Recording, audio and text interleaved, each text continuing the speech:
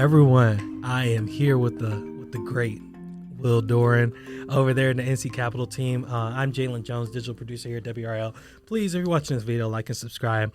We are going to talk about prison reentry efforts here in North Carolina because me and Will, we are having some water cooler talk in the hallway.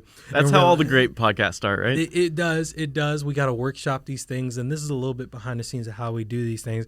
If we're talking about it, you guys are probably talking about it. And the main thing that we talked about is with prison reentry efforts, this is just a ballpark number. 90% of people that are in jail are going to get out. So I was workshopping in my head. If someone is arrested for a crime in 2009, doesn't matter the crime, and let's say they're released in 15 years in 2024, that scenario, what is North Carolina doing to help these people, majority of the people? And I pulled up some numbers. We're looking at around 30,000 people are in jail in North Carolina. Not disputing what they're in for, if the system is unjust, but 30,000 people are in jail. That's about the size of the town of Clayton. Yeah, that's not nothing. It's not nothing. So let's say a small town of Clayton. Most of these, 90% of those people are going to be released back in the public. What is North Carolina doing to make sure that people can not only reenter safely, communities are safe, and what is lowering the probabilities that they are in jail again? Those repeat offenders. Like this really got fleshed out from your web story on WRAL.com, where Governor Josh Stein, was really speaking on North Carolina's overall prison reentry efforts. As repeat offenders, we had a couple big cases in Charlotte. You want to talk a little bit about Charlotte? Recap. Yeah, absolutely. This really is in the news right now because of two just completely tragic murders that we've had recently. In Charlotte, it was Irina Zarutska, Raleigh, Zoe Welsh. In both of these cases, the facts that the police are alleging are pretty similar. Yes. They're saying, it was a homeless person with a long history of mental issues and mostly more minor criminal issues, but a lot of criminal issues. It's the exact kind of case that just kind of gets lost in the shuffle, it seems like, almost in the court system. And we've done a ton of reporting on the specific details of these cases, but you see so many, he's charged with X, Y, and Z, and then, just pleads down to something smaller so that, the prosecutors don't have to go through the trouble of a big, long trial, and he can just get out and be free. And this happens over and over and over again. It's mostly minor stuff. But obviously 20 times it adds up. There's all sorts of, indications that his mom had tried to step in and get him help. And it was the exact same case with DeCarlos Brown, who, is the alleged killer in the Charlotte case as well. Mom had stepped in and tried to get him help. But in both of these cases, just, they weren't able.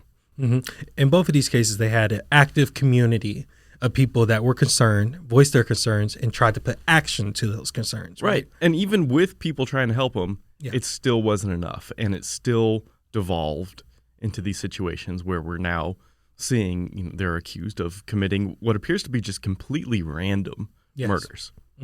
Exactly. And we're not mental health experts at all, and we want to do that. But we want to talk about Josh Stein. He said, we can create real pathways to second chances. We can create a safer and stronger North Carolina. And that it was in his address to the state's Joint Reentry Council. I didn't know that they had a whole council about this, but I figured there's a lot of people talking about this like we are today. Was there anything interesting you pulled from Josh Stein and during his address to the Joint Council? Yeah, well, you say that you didn't know we had this council. Who does know about the council is the First Lady, Anna Stein. And usually what we see in North Carolina is the First Lady will pick like one or maybe two topics to focus on and say, like, I want this. I'm going to use all my connections, my platform that I have to make one specific thing a big deal. And hers is prison reentry. And, it's kind of prescient now that we have these cases that's really putting a bigger statewide focus on this issue. And so what this council does is it's actually basically part of the prison system. And they say, okay, yes, we recognize we need to punish people when they commit crimes by putting them in prison. But like you said, 90% of people who go behind bars are coming back out into society. So, what can we do to make sure that as soon as they get out, they're not going to just be stuck on the street, be homeless, have no money, and just, either spiral into their mental health issues that they have or just feel a financial need to return to crime. Poverty is obviously a root cause of a lot of the reason why people commit crimes in the first place. So the idea is that, okay, if we can, put people out and, make sure that they have, Medicaid so that they can go and get substance abuse treatment or mental health treatment once they're out back in society.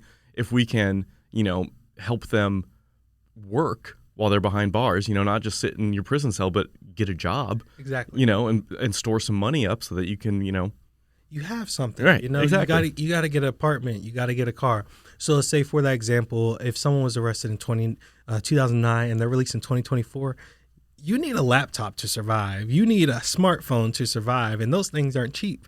You got to restart your life. And to get specific, Josh Stein really is trying to merge these mental health and our behavioral systems with our correctional facilities and bring those in. He says here specifically, his heart goes out to the family of Zoe Welch and things, and hopes that justice as much justice as possible for Miss Welch and her family. But what's clear is that we as a state need to invest more in our mental health and behavioral health systems. And I think it was a little bit, he said this at the first mental health hospital in Dix Park. Right. And so he's trying to set that up for his speech. And I love the background for it because it's very important.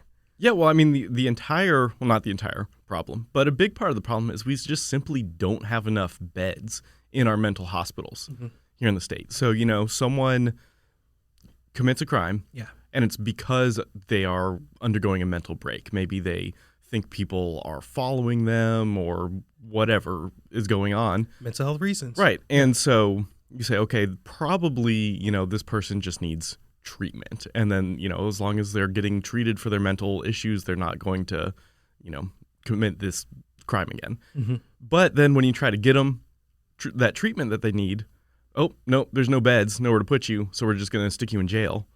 Mm-hmm. And then we'll just put you back out on the street once you're done, and then the cycle just repeats. And correctional facilities, they're not mental health facilities.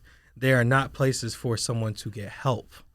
What you hear a lot is people say, okay, well, you're talking about, people when they're, sitting in prison for, committing crimes, why are we going to be sending them to classes and, to therapy and helping them make money and get jobs? That's just being soft on crime. Mm-hmm. But the reality, like we said, is 90% of these people getting out. This year alone, I think that the governor said there's going to be close to 20,000 people who are released from state prisons this year.